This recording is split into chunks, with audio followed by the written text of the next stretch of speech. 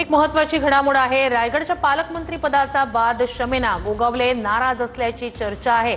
मंत्री भरत गोगावले राज्याबाहेर असल्याची माहिती सूत्रांकडून मिळते। रायगडमध्ये अदिती तटकरे स्वातंत्र्य दिनी ध्वजारोहण करणार आहेत।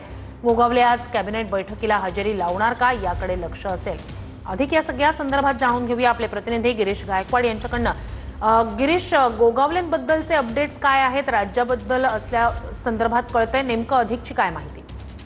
नक्की श्रुती, आपण पाहतो की गेल्या अनेक महिन्यांपासून रायगडच्या पालकमंत्री पदाचा जो वाद आहे तो तशाच पद्धतीने पेटलेला आहे आणि आता सुद्धा आपण पाहतोय की सामान्य प्रशासन विभागाकडून काल एक नोटिफिकेशन जारी करण्यात आलेलं आहे। कोणते पालकमंत्री कुठे ध्वजारोहण करणार याची देखील माहिती आली आहे। त्यानुसार रायगडमध्ये मंत्री अदिती तटकरे स्वातंत्र्य दिनी ध्वजारोहण करणार आहे आणि यावरून आता भरत गोगावले हे नाराज असल्याची चर्चा आहे।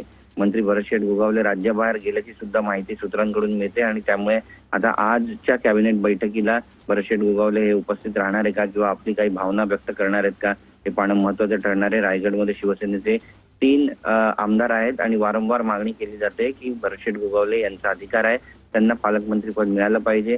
याबाबत स्वतः जे कॅबिनेट मंत्री आहेत उदय सामंत यांनी देखील भाष्य केलेलं आहे, प्रताप सरनाईक यांनी देखील भाष्य केलेलं आहे आणि पालकमंत्रीपद हे भरत गोगावले यांनाच मिळायला हवं अशी मागणी देखील वारंवार आपण पाहतोय की करण्यात आली होती। मात्र तसं काही होताना दिसत नाहीये। यावरून वाद आता नेमका पेटणार आहे का हे सुद्धा पाहणं महत्त्वाचं ठरणार आहे। नक्कीच अपडेट्स घेत राहू। तूर्तास धन्यवाद।